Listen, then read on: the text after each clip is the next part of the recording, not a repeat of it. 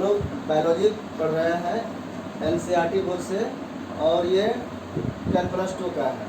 इसको दूसरा चैप्टर पढ़ रहे हैं, sexually reproduction in flowering plants, sexual reproduction. Pushpi पादपों में लैंगिक प्रजनन कैसे होता है, क्या क्या है उसका अंग, क्या क्या उसका इवेंट्स है, वो सबको पढ़ना है। इसमें कुछ हमने पहले भाग में पढ़ा है। 2.2.1 में क्या क्या था, स्टामियन और माइक्रोस्पोरेंजियम, इसके बारे में हमने पढ़ लिया है। अब हमको पढ़ना है पोलन ग्रेन के बारे में। पोलन ग्रेन जो है वो, तो पोलन ग्रेन रिप्रेजेंट करता है, ये प्रतिनिधि है किसका, मेल गैमेटोफाइट का। ये मेल गैमेटोफाइट्स है, मतलब नर युग्मकोद्भव। गैमेटोफाइट क्या होता है, जिससे फाइट होना, मतलब जिससे प्रोड्यूस होना। तो क्या बनता है वहाँ से, गैमिट बनता है। कौन सा, मेल वाला। गैमेटोफाइट हो गया जिससे युग्मक बनता है, जिससे गैमिट बनता है, और मेल गैमेटोफाइट है ये, क्योंकि ये पोलन ग्रेन है। ठीक है, तो पोलन ग्रेन क्या हो गया, ये मेल गैमेटोफाइट जनन करने वाला हो गया। इसके अंदर में वो गैमिट रहता है। जनरली स्फेरिकल होता है ये। कैसा होता है, स्फेरिकल का मतलब क्या हुआ, गोलाकार, गोल आकार का होता है। एकदम राउंड शेप नहीं होता है, लेकिन हल्का हल्का वो राउंड ही माना जाता है। मेजरिंग, जिसका मेजरमेंट होता है, जिसकी माप होती है 25 से 50 माइक्रोमीटर इन डायमीटर। जब देखो किसी चीज़ की हम लंबाई नापते हैं तो लंबा रहेगा तो ना नापेंगे लंबा, लेकिन अगर कोई गोल है तो इसका पूरा माप कैसे करेंगे, ऐसे घुमा के करेंगे तो वो तो परिधि हो जाएगा। इसकी माप जो है हम बीचों बीच एक लाइन डाल करके करते हैं, जो कि डायमीटर बोलते हैं इसको। बीच में सेंटर होता है, यहाँ से ये रेडियस, और ये दोनों रेडियस का दुगुना होता है डायमीटर। ये चारों तरफ बराबर होता है। तो डायमीटर जो होता है ये इसका माप है। पोलन ग्रेन का अप्रॉक्सीमेटली जो है लगभग 25 से 50 माइक्रोमीटर के रेंज में होता है।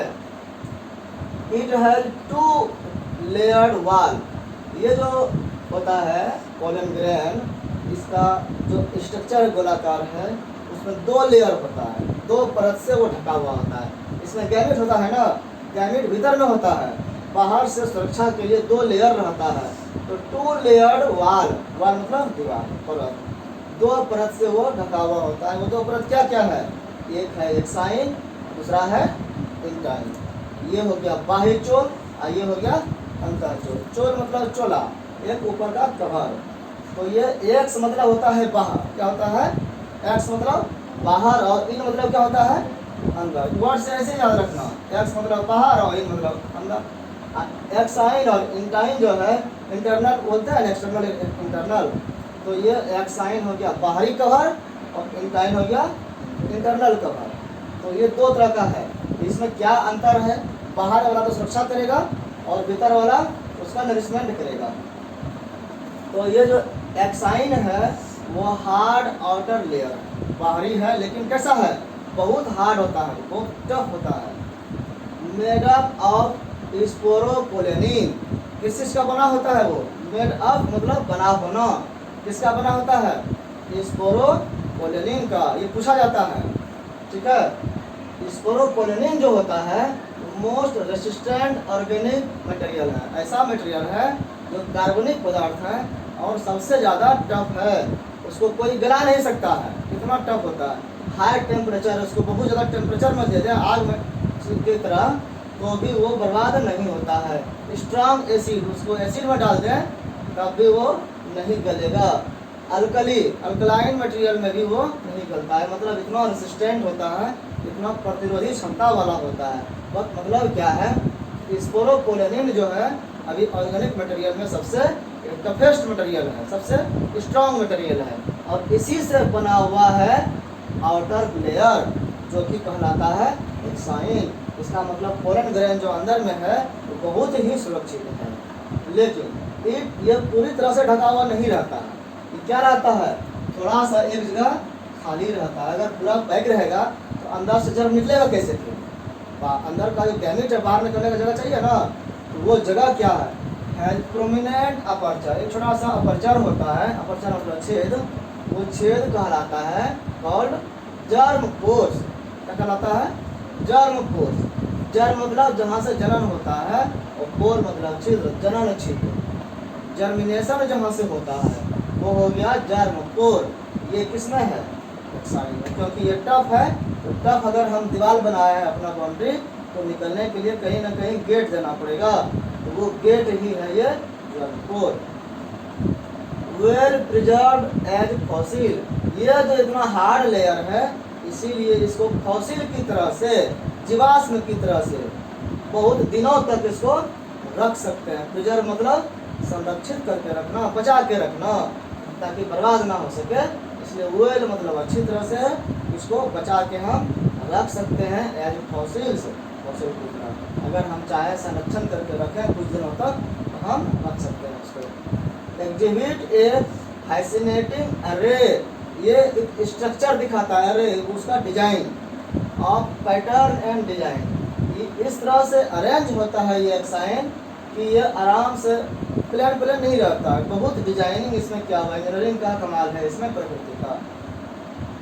जैसे कि कृषि का भी हम देख रहे हैं, एग्जाम्पल में दिया गया है कि हिबिस्कस का, हिबिस्कस जो है गुड़हल है, उसका अगर हम ये स्टामेन ले हम, तो स्टामेन को ऐसे अगर हाथ से ऐसे करेंगे, तो हाथ में येलो कलर का पाउडर लग जाता है, वो पाउडर पोलन ग्रेन है। और उसको जो है येलोइश पाउडर जो है, अगर हम पानी पर छीट करके स्लाइड में देखेंगे माइक्रोस्कोप से, तो वो बहुत ही खूबसूरत और डिजाइनदार दिखता है। तो जितने भी पोलन ग्रेन होते हैं वो सबका एक्साइन चूँकि बाहर में है, इसलिए डिजाइन किसका दिख रहा है? एक्साइन का ही डिजाइन वो दिखता है। हम बुक में कई तरह के देखें और भी नेचर में देख सकते हैं। जिस तरह से एक स्टार लाइट या और चमकीला कई तरह के कलर में, बहुत सारे डिजाइन में एक्साइन ही अपना पैटर्न और डिजाइन शो करता है, ऐसा नेचर ने बनाया है। अब ये समझना मुश्किल है कि उतना सूक्ष्म जो हम खुली आँख से जिसको नहीं देख सकते हैं, एक पाउडर का एक कण है जिसको खुली आँख से हम स्पष्ट नहीं देख सकते हैं, उसको हमको माइक्रोस्कोप से देखना पड़ता है, और माइक्रोस्कोप उसको बढ़ा करके दिखाता है और दिखता है कि वहाँ पर उतना छोटा छोटा डिजाइन उसमें बना है। अब सोचो कि प्रकृति उतना छोटा स्तर पर कैसे डिजाइन किया होगा। आसान है ये? बहुत कमाल की चीज़ है और बहुत आश्चर्यजनक है। इस सबके बस की बात, हम इंसान के बस की बात तो है ही नहीं। तो ये एक साइन हो गया। इंटरनल वाल जो है इसका लेयर, वो कहलाता है इंटाइन। इंटाइन जो होता है inner wall of pollen grain, pollen grain का ये आंतरिक वाल है, आंतरिक दीवार है अंदर से। ये कैसा होता है? थीन, ये पतला है, ज़्यादा मोटा थीन है। एंड कंटिन्यूअस, ये चारों तरफ एक जैसा है, मतलब इसमें छेद नहीं है। Continuous layer made up of, ये जो बना हुआ है किस चीज़ का बना है? Cellulose and pectin. सेलुलोज और पैक्टिन के संयोग से, कॉम्बिनेशन से ये लेयर बना है इंटाइन। ये पॉजिटिव पूछता है इंटाइन किससे मेड अप बना हुआ है? Made up of cellulose and pectin, और स्पोरोपोलेनिन से एक्साइन बना है। ठीक है, इंटाइन हो गया। अब फिर पोलन ग्रेन के बारे में हम लोग चलते हैं। पोलन ग्रेन का जो साइटोप्लाज्म होता है, किस कोई भी सेल होता है ना, इसका बीच का जो लिक्विड मटेरियल होता है उसको कहते हैं, क्या बोलते हैं उसको? उसको बोलते हैं साइटोप्लाज्म, जीव द्रव्य। तो cytoplasm of pollen grain is surrounded by plasma membrane. Plasma membrane जो है कोशिका झिल्ली, ये तो कोई भी सेल होगा उसका बाहरी कवर जो है वो प्लाज्मा मेम्ब्रेन तो होगा ही। तो इसी तरह से पोलन ग्रेन का भी एक प्लाज्मा मेम्ब्रेन होता है जिससे वो कवर रहता है। ये दोनों के अलग है। ठीक है, mature pollen grain contains 2 cell.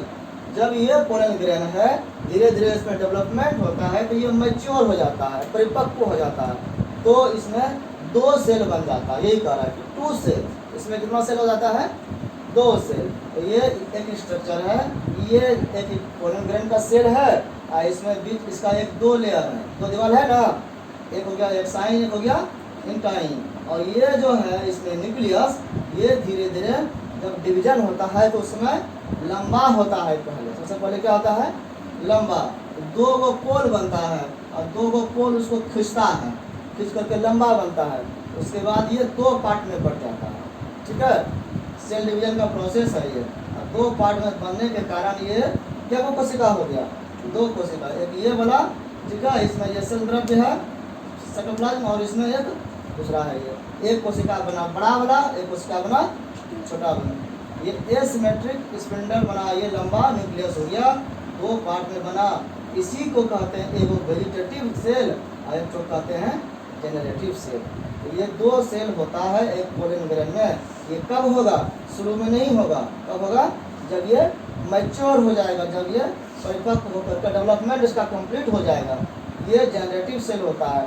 बाद में कभी फिर जो है इसमें भी 60% एंजियोस्पर्म प्लांट में ये दो सेल होता है और इसी को मैच्योर मानते हैं। इसी से ये निकल करके जाता है, इसमें खाना पीना इसका रखा हुआ है और ओरिजिनल सेल ये है, ये डेवलप करता है। इसके खाने के लिए ये पोषक तत्व यहाँ पर बहुत ज़्यादा भरा हुआ है, न्यूट्रिएंट्स। तो ये हो गया क्या को सेल हुआ? Two cell. तो इसको टू सेल स्टेज बोलते हैं। किसी किसी में होता है 40% में ये भी दो पार्ट में पड़ जाता है, ठीक है। और ये माइटोटिक डिवीजन से, माइटोसिस के द्वारा, समसूत्री विभाजन के द्वारा ये बराबर बराबर दो गो सेल में बढ़ जाता है, तो दो गो गैमीट बन जाता है। ये एक सेल है, तो एक गैमीट है इसमें पोलन ग्रेन में। अगर ये दो पार्ट में हो गया तो कितना गैमीट हो गया? दो गैमीट, दो मेल गैमीट इसमें हो गया। तो जो दो गैमीट वाला जो होता है तो कितना कोशिका हुआ एक पोलन ग्रेन में? 1, 2 और 3 ना हो गया, तो 3 स्टेज पोलन ग्रेन बोलते हैं। तो इस तरह से इसको हम लोग आगे यहाँ समझने के लिए देखें। क्या क्या लिखा है इसमें? Mature pollen grain contains two cell, दो सेल इसमें होता है। पहला सेल है वेजिटेटिव सेल, जिसको कहते हैं कायिक कोशिका। ये वेजिटेटिव सेल ये बड़ा वाला है। ये जो बड़ा वाला सेल है ये कैसा होता है? बिगर, बड़ा है, हैविंग एबंडेंट फूड रिजर्व। इसमें एबंडेंट मात्रा में, बहुत ज़्यादा मात्रा में, पर्याप्त मात्रा में फूड होता है, भोजन रिजर्व जमा किया हुआ, तो फूड मटेरियल इसमें होता है। एंड और क्या होता है? लार्ज, बड़ा सा, इरेगुलरली, जिसका रेगुलर नहीं हो, एक जैसा नहीं हो शेप, इसका शेप जो होता है वो एकदम सा उबड़ा खबड़ा होता है, अटपटा सा, गोल नहीं होता है। शेप न्यूक्लियस, इसका जो वेजिटेटिव सेल का न्यूक्लियस होता है वो बड़ा और इरेगुलर साइज का होता है, अनियमित साइज का होता है। ये एक्चुअल में इसका पोषक तत्व का ये स्टोर है। और दूसरा सेल होता है जेनरेटिव सेल, इसको कहते हैं जनन कोशिका। ये हो गया कायिक कोशिका, ये जनन कोशिका। वेजिटेटिव सेल, ये जेनरेटिव सेल। ये जो सेल है ये स्मॉल होता है, छोटा, एंड प्लॉट्स इन, प्लॉट मतलब तैरना, क्या होता है? प्लॉटिंग करता है। ये घूमते रहता है इस खाने में, इधर से उधर, कहीं भी बीच में भी ये आकर के घूमते रहेगा। तो ये प्लॉट्स करता है कहाँ? In the cytoplasm of vegetative cell. ये जो वेजिटेटिव सेल का साइटोप्लाज्म है, इससे ये पूरा सेल घूमते रहता है, इसी में तैरते रहता है। और spindle shape with dense cytoplasm, इसमें जो है ये लंबा लंबा शेप में इसका साइटोप्लाज्म रहता है, जो बहुत डेंस होता है। डेंस मतलब सघन रूप से, घना हुआ, बहुत घना रहता है साइटोप्लाज्म। एंड ए न्यूक्लियस, और एक न्यूक्लियस भी रहता है उसमें। एक न्यूक्लियस हो गया। इन 60% प्लांट्स में जो एंजियोस्पर्म का हम पढ़ रहे हैं, pollen grain shed at this two cell stage. Shed मतलब झड़ना, निकलना, वो जो डेहिसेंस होता था ना, वो जो बाहर निकलने का क्रिया है पोलन ग्रेन्स, जब इससे मैच्योर होकर बाहर निकलेगा तो वो कब निकलेगा? बोलता है at the two cell stage. ये दो कोशिका वाला अवस्था में ही ये यहाँ से बाहर निकलता है। कहाँ जाना है इसको? इसको जाना है स्टिग्मा पर, फीमेल गैमेट के पास जो जाने का साधन है पोलिनेशन के द्वारा, वो स्टिग्मा पर पहुँचेगा और वहाँ से पोलिनेशन करेगा ना, फिर अंदर में जाकर के फर्टिलाइजेशन करना है। तो वहाँ जाने का क्रिया जो है यहाँ मेल गैमेट से इसका वहाँ से निकलेगा, निकलने का क्रिया जो है वो टू सेल स्टेज में होता है 60% में। और 40% में जनरेटिव सेल्स डिवाइड माइटोटिकली। ये जो जनरेटिव सेल है ये माइटोटिकली जो है, माइटोटिक डिवीजन से दो पार्ट में डिवाइड होता है टू टू मेल गैमेट्स, दो मेल गैमेट में।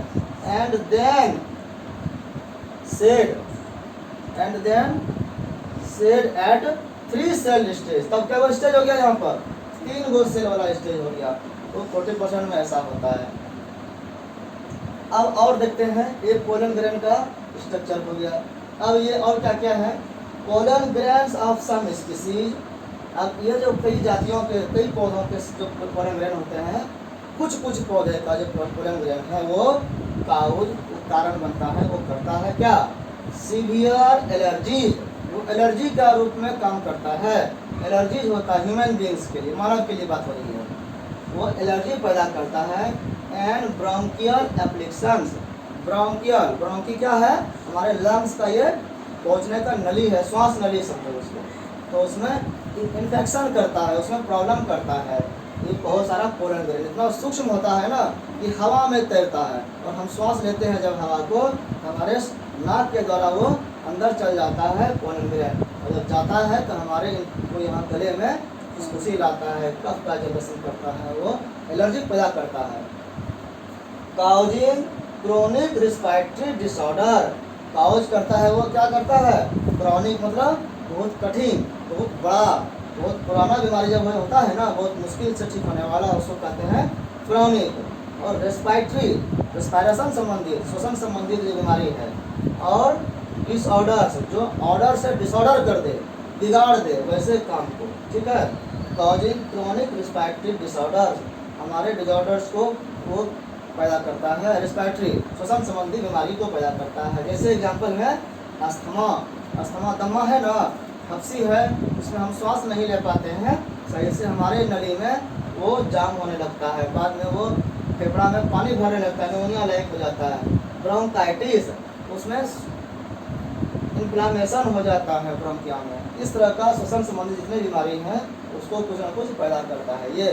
तो एग्जाम्पल के रूप में एक है ये पोलन ग्रेन जिस स्पीसीज का करता है, एक एग्जाम्पल है पार्थेनियम। क्या एग्जाम्पल है, पार्थेनियम, ये सब इम्पोर्टेंट चीज़ है पूछने वाला।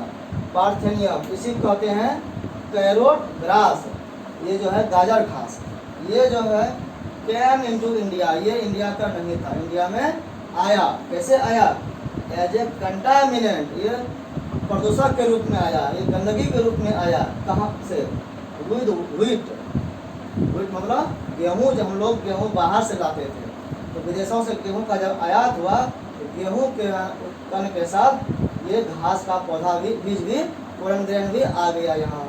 और जब यहाँ गेहूँ की खेती हुआ उसके साथ ये पोलन ग्रेन भी यहाँ पर उतरने लगा, ज़्यादा हो गया, और इस तरह से ये एलर्जेंट होता है, एलर्जी पैदा करता है, तो ये हम लोगों को हानि भी करने लगा। तो ये इसका, तो कुछ डिजीज ऐसा, कुछ स्पीसीज ऐसा है जो कि एलर्जी पैदा करता है। Pollen grains are rich in nutrients, ये जो इसमें हम लोग देखे पोलन ग्रेन में, ये जो है मटेरियल, ये तो फूड मटेरियल है, न्यूट्रिएंट से भरा हुआ है, पोषक तत्व, तो इसमें बहुत एनर्जी होगा।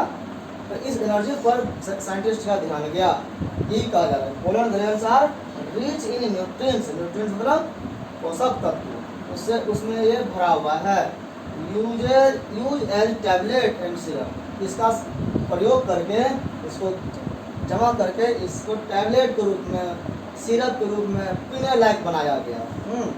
और उसका उपयोग किया गया एज फूड सप्लीमेंट, जिसको खाना हजम नहीं हो रहा है, बहुत कमज़ोर है, टॉनिक के रूप में इसको दिया जाने लगा। जो स्वस्थ भी है, जिसको बहुत ज़्यादा एनर्जी चाहिए, उसको ये बहुत महंगा और ये टैबलेट के रूप में विदेशों में प्रचलन में चलने लगा। जैसे कि एथलीट्स, जो धावक होते हैं दौड़ने वाले, तो बहुत ज़्यादा एनर्जी चाहिए। हॉर्सेस, घोड़ा जो होता है, रेस हॉर्सेस बोलते हैं, रेस जो करता है उसको ज़्यादा एनर्जी चाहिए, तो उसको ये खाना जो है उसको दे दिया जाता है, तो वो बहुत एनर्जी वाला हो जाता है। तो इसके पोलन ग्रेन के इस एनर्जी जो वेजिटेटिव सेल में है, इसका उपयोग किया जाता है एक न्यूट्रिएंट्स के रूप में, फूड सप्लीमेंट के रूप में। पोलन ग्रेन आफ्टर सेड, जब सेड होता है मतलब छूटता है, तो रिमेन वायबल, वायबल मतलब कितना दिन तक वो टिकाऊ रहेगा, कितना दिन तक उसका वो एक्शन में रहेगा, ये एनर्जी उसका कितना दिन तक बचा रहेगा जब ताकि वो काम कर पाए, वो वायबिलिटी हुआ। Viable up two variable times, वो कई अलग अलग स्पीसीज में अलग अलग टाइम होता है कि कितना दिन तक कौन सा वेरिएबल वो रहेगा वायबल, वो वेरिएबल करता है time period according to temperature and humidity, और स्पीसीज के आधार पर तो है ही अंतर। तो टेम्परेचर का भी प्रभाव पड़ता है, ह्यूमिडिटी का भी, नमी का भी प्रभाव पड़ता है कि कितना दिन तक वो काम करेगा। और उसको पहुंचना है, स्टिग्मा पर पहुंचना है ना, स्टिग्मा पर पहुंचने के पहले वो अगर उस वैल्यू खत्म हो गया, एक्सपायर कर गया समझो, तो वो फर्टिलाइजेशन फिर नहीं कर पाएगा। इसलिए स्टिग्मा पर पहुंचना है उसको बिना वाइब्रेशन खत्म होने का, उसका डेट खत्म होने के पहले उसको वहाँ पर पहुँच जाना चाहिए ताकि वो फर्टिलाइजेशन कर सके। जैसे कि राइस और व्हीट है, चावल और गेहूँ का हम लोग पौधा देखते हैं, उसका 30 मिनट समय है मात्र।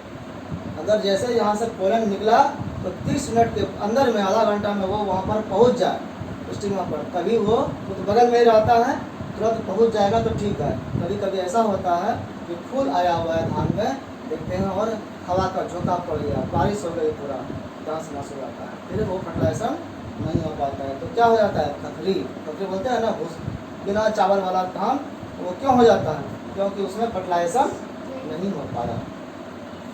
मात्र आधा घंटा का टाइम होता है, बहुत ये सेंसिटिव टाइम होता है।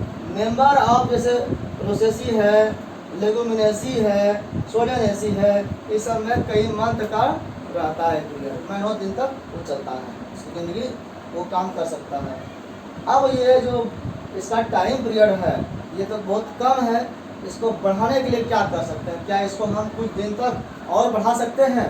तो बढ़ाने के लिए इसका प्रयोग किया गया और देखा गया कि लिक्विड नाइट्रोजन गैस होता है ना, इसको लिक्विड फॉर्म में करके, जो कहाँ होगा, कितना टेम्परेचर पर, -196 डिग्री सेल्सियस पर, तो 196 डिग्री जो सेल्सियस है माइनस में, उतना टेम्परेचर डाउन करेंगे, ठंडा करेंगे, तब वो लिक्विड नाइट्रोजन बनेगा। तब नाइट्रोजन गैस वो पानी में बदल जाएगा। तो द्रव नाइट्रोजन में वो खराब नहीं होता। जैसे हम लोग फ्रिज में उपयोग करते हैं कोई सामान रखने का, तो उसमें टेम्परेचर बहुत ज़्यादा ठंडा नहीं होता है, इतना नहीं होता है, 0 से माइनस जाता है बस। तो इसमें जो है पोलन ग्रेन को स्टोर करके रखा जाता है, तब वो कई सालों तक रख सकते हैं उसको। तो इस तरह से जहाँ पर ये व्यवस्था रखने का है उसको कहते हैं पोलन बैंक। ठीक है, पोलन बैंक क्या हो गया, कैन स्टोर फॉर ईयर्स, कई ईयर्स तक वो जमा कर सकता है। बैंक होता है जैसे कि ब्लड बैंक, ब्लड बैंक में क्या होता है, हमारा ब्लड जो है वो निकालने में कुछ देर में ख़त्म हो जाएगा, से वो डेड हो जाएगा, लेकिन उसी ब्लड को ब्लड बैंक में रखना है, तो वहाँ पर रखने का जो विधि है उससे वो बहुत दिनों तक रखा जा सकता है। उस तरह सीमेंट बैंक होता है, स्पर्म वगैरह को रख करके आर्टिफिशियल किया जाता है उसका गर्भाधान, तो कृत्रिम गर्भाधान में उसका उपयोग होता है। इस तरह के कई प्रोसेस में हम केमिकल का प्रयोग करके, इस तरह से हम लोगों ने देखा कि मेल गैमेट का क्या प्रोसेस है। अगले भाग में हम लोग देखेंगे फीमेल गैमेट के बारे में।